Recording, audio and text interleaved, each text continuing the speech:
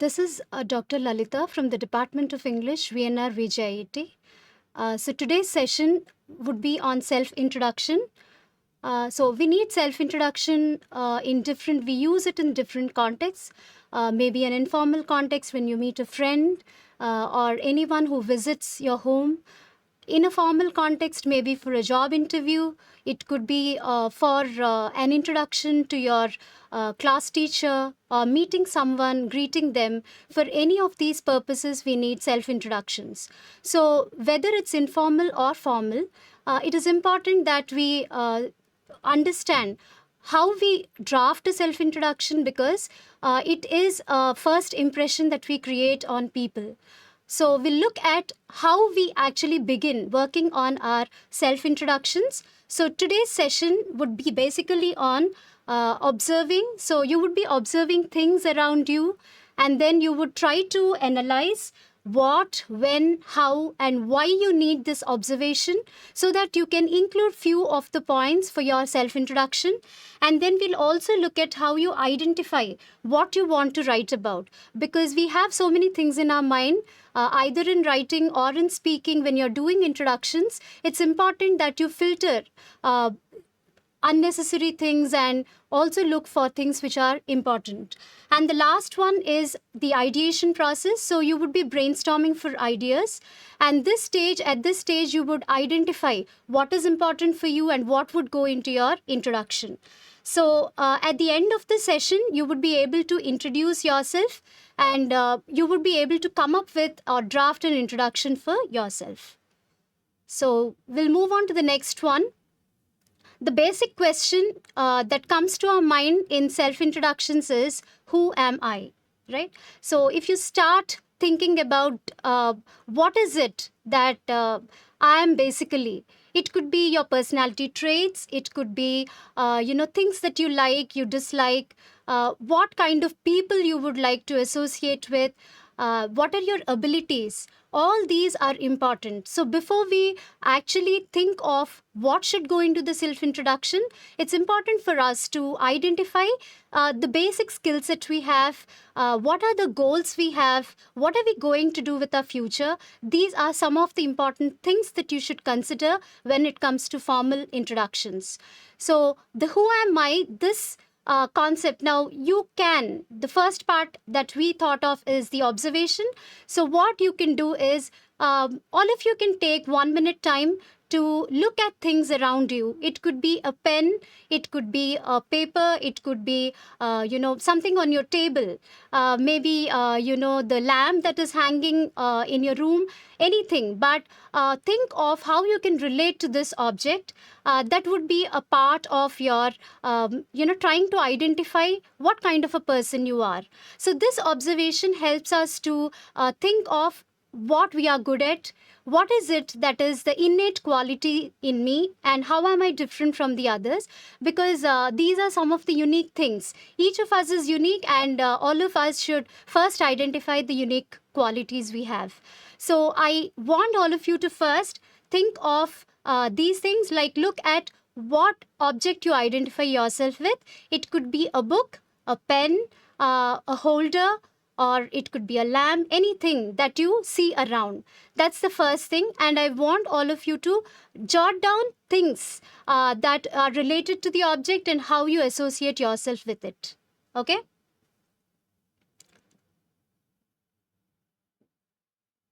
One more important thing that all of us can work on when we are thinking of introductions is, I thought this could be interesting enough for you, which is called acrostics.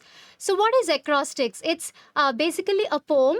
So this poem, it reads out more like a statement, but that statement would be, the first letters of each of these words or phrases. They have a meaning. So when you combine everything, each of the lines, then you would get a meaning out of the poem. So all of you can first initially try out these acrostics, which are interesting enough for you, and also you would think of your name. Maybe you can take an example of your name, and the first letters of your name you can pick and talk about it. So as an extension to what we did initially, in who am I, the object that you have related or associated yourself with, you can also go ahead and write about it as an acrostic. Okay, so the example is given for you when you take acrostic as a poem itself. An acrostic poem can be about anything, really. Of course, some people like to start each line of a sentence, though I prefer weaving words with or creating it more in the fun form or free form. So, this is something that you can try out.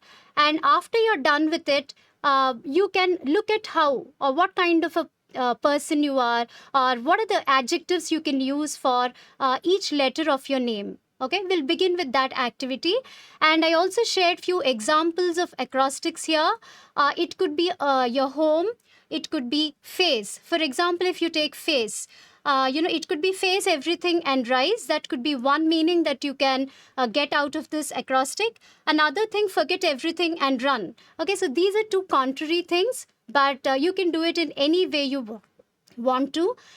It could be, a positive thing that you associate with the word. It could be a negative feeling that you have for the word. So that all depends on how you take it. So the kind of a person you are, please make sure you're including one acrostic. You're coming up with one acrostic based on your name, and the other would be pick up an object that you are interested in, and you can come up with an acrostic even for that.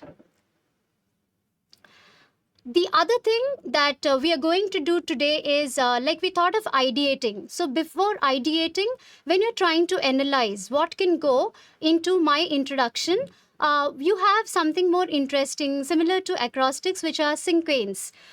These cinquains are again, short poems, but you also can do it. Like, all of us are not very good at poetry, or we are not poets, maybe, basically. But cinquains really are a fun activity because they make us, play with words, and you can also think of the grammar components, like the parts of speech. These are also included in cinquains. So what is this cinquain? It is basically a poem, a five-line poem. So the first one would be the actual word. So you pick a noun for the first line. So you're just giving words there. It is not a poem that you're actually coming up with, but it's interesting. So the first line would be a noun. So that would be the subject of the poem. And the second line would be two words, two adjectives that describe the noun that you've written in the first line. And the third one would be three ing words. So these usually are verbs that you can associate with the noun. So in the third line, you would be writing three ing words. The fourth line would basically be a phrase, a four-word phrase that goes with the noun that you have picked. And the last one would be a synonym for the noun you have used in the first line, right? So this is what we call a cinquain. It is more like you're including adjectives, you're including verb forms, you're including synonyms. So it's an activity. It could be something that you would be interested in, because a lot of language is also involved.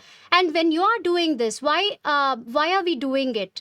Now, when you think of what can go into your introduction, this will be interesting because you will know what kind of adjectives you can use for your introductions. You can also look for phrases or sentences that can describe you the best.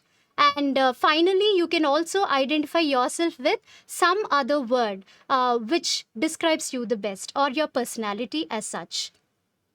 So pick up one thing. So this is a format you have, or a template that you can use for your cinquains. So all of you can take about 2 minutes to complete the cinquain.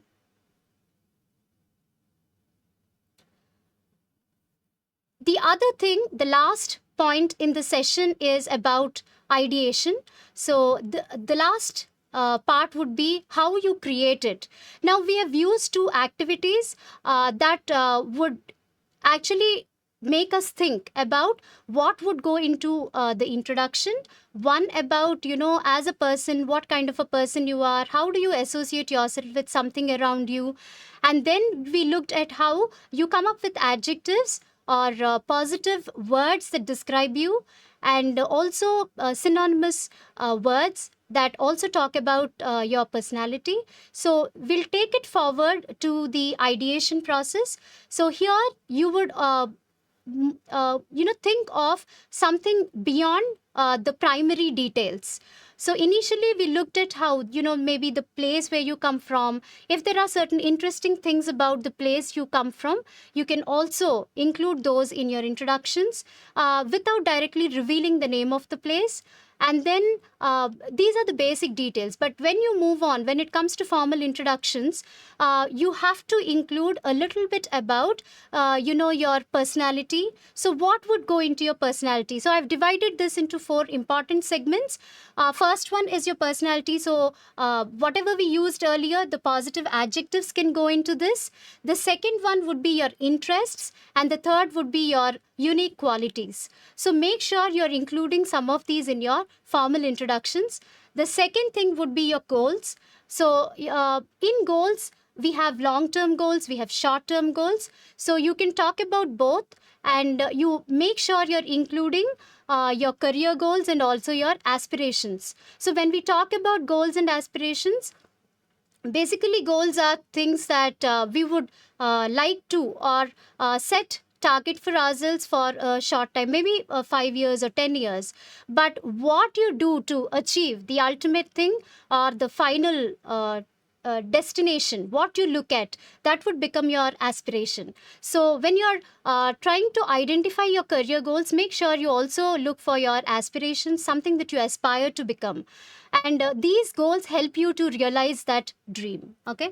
And the next one would be your skills. So in your skill set, you can talk about your technical skills. You can focus on your communication skills, your problem solving skills, your decision making abilities.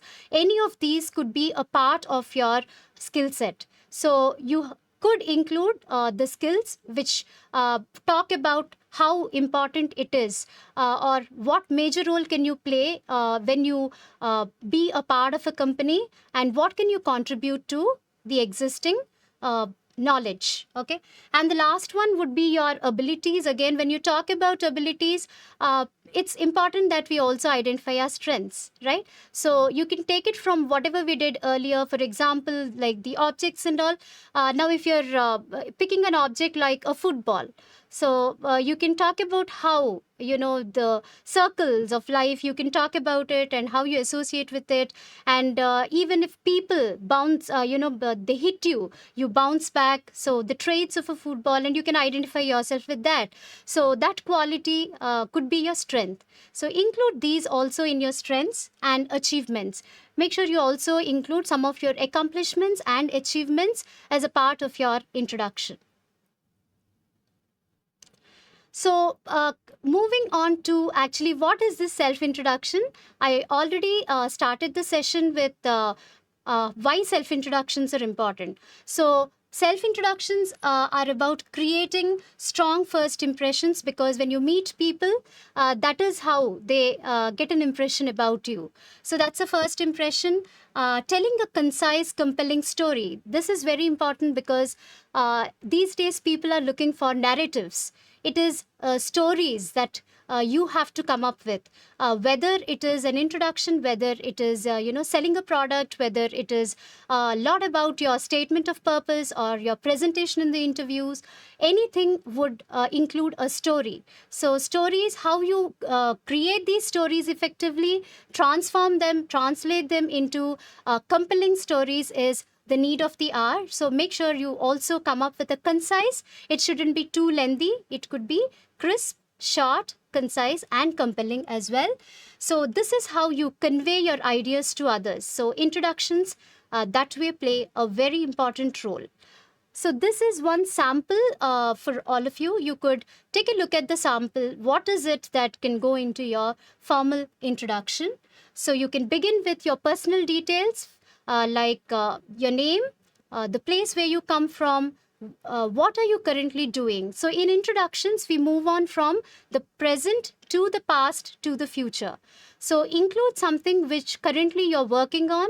Where are you pursuing your degree? What are the things that you are doing right now, you're interested in, and then move on to the past, where you talk about, the place where you come from, or details about, family, or what is it that you did in schooling, something that inspired you, motivated you during your schooling, and then you can talk about your future aspirations and goals.